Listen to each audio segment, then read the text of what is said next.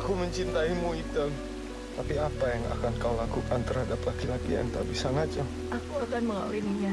Hanya orang yang nggak bisa ngacang bisa ngapain aja tanpa takut mati. Kayak quotes-quotes yang kita baca di belakang bak mobil truk gitu. Tapi jangan salah, film ini berhasil memenangkan Golden Leopard di Locarno Film Festival. Buat lo nih yang masih nganggap film Indonesia tuh kurang, kayaknya main lo kurang jauh sih. Dan mungkin lo yang kurang gitu. Film ini merupakan adaptasi dari novel yang ditulis oleh Eka Kurniawan. Sepanjang cerita, kita akan mengikuti kehidupan seorang laki-laki yang disfungsi ereksi alias nggak bisa ngacang. Premis film ini terkesan sensual, tapi percayalah, lo bakal ngerunungi lagi definisi tentang maskulinitas. Walaupun lo ganteng dan jago berantem, tapi kalau burung lo nggak bisa ngacang, apa masih bisa disebut laki-laki?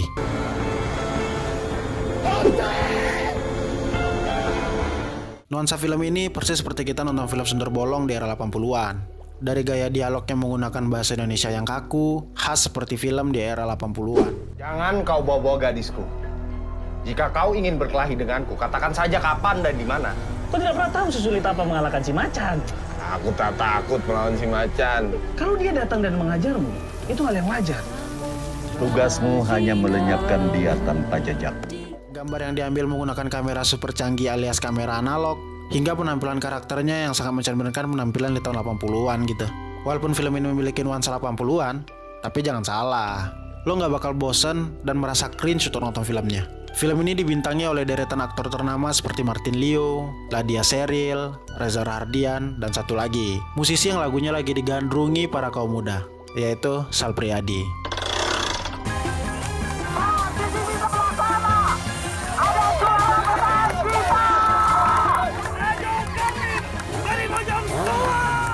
Gue akuin, kalau akting Sal Priadi di sini bagus banget. Adegan-adegan yang ditampilkan pada film ini memang banyak menampilkan adegan yang belum bisa ditonton oleh anak-anak gitu. Sebab banyak adegan seks yang ditampilkan secara gamblang dan terang-terangan. Gue jadi salut sih dengan para aktor filmnya. Semua adegan terasa tampak natural. Dan Edwin sebagai sutradara termasuk berani sih untuk menggarap film ini sedemikian rupa. Salah satu adegan favorit gue yaitu adegan adu jotos antara Ajo Kawir dan Iteng gitu. Saking indahnya adegan adu jotos di film ini ngebuat gue ngerasa seperti melihat pertunjukan bela diri yang memang langsung diperani oleh atlet gitu.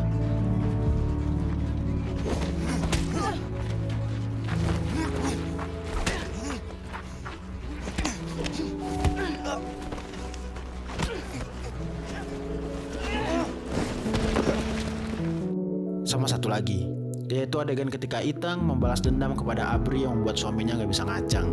Adegan ngebunuhnya itu epic banget, friend. Nggak dibom dengan nuklir, nggak juga ditembak dengan senjata canggih, tapi digantung pakai tali, terus ditarik kayak narik bendera pas upacara gitu. Nah, kebayang nggak lo? Apa yang mau disampaikan sutradaranya melalui adegan ini? Oh iya, seperti yang gue bilang tadi, film ini direkam dengan kamera analog. Pengarah sinematografi di film ini langsung didatangkan dari negeri matahari terbit. この間はの中に入っているフィルムは約10分間回せるだけのフィルムが入ってます。でチェンジバックという外から光の入らない、黒い布の中にこの缶を入れます。でそのチェンジバッグの中に手を突っ込んで、もちろん中真っ暗なんですけども、この中に入っているフィルムをマガジンに詰めます。その間にピンホールのような小さい光が入ってももうフィルムはダメになっている。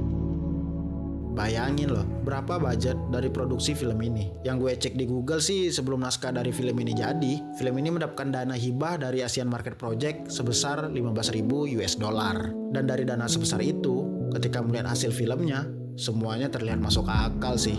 Membuat film dengan latar tahun 90-an memiliki cukup kesulitan kalau menurut gue. Tapi film ini membuktikannya. Semua set dari film ini memang tampak seperti era tahun segitu. Bukan cuma dari set-set yang besar seperti bangunan rumah dan jalanan, tapi dari perintilan terkecil seperti bungkus rokok aja. Lo bakal ngeliat bungkus rokok yang asing lah pokoknya. Menurut sotoynya gue nih, film ini mencoba mempresentasikan zaman Orde Baru melalui mitos-mitos. Kita bakal banyak dengar cerita-cerita mitos yang banyak digunakan pada masa itu, yang gunanya untuk mengontrol warga gitu. Seperti mitos mata buta ketika melihat gerhana matahari, salah satu contohnya. Menurut gue, lo harus nonton film ini sih. Biar lo tahu bahwa film garapan sineas Indonesia juga gak kalah bagusnya dengan film-film luar gitu. Kalau menurut lo, gimana film ini? Gue nerima kritikan, masukan, dan saran ya. Silahkan tulis di kolom komentar biar kita bisa diskusi. Jangan lupa subscribe dan lihat deskripsi di bawah, biar gua dan channel ini bisa terus hidup.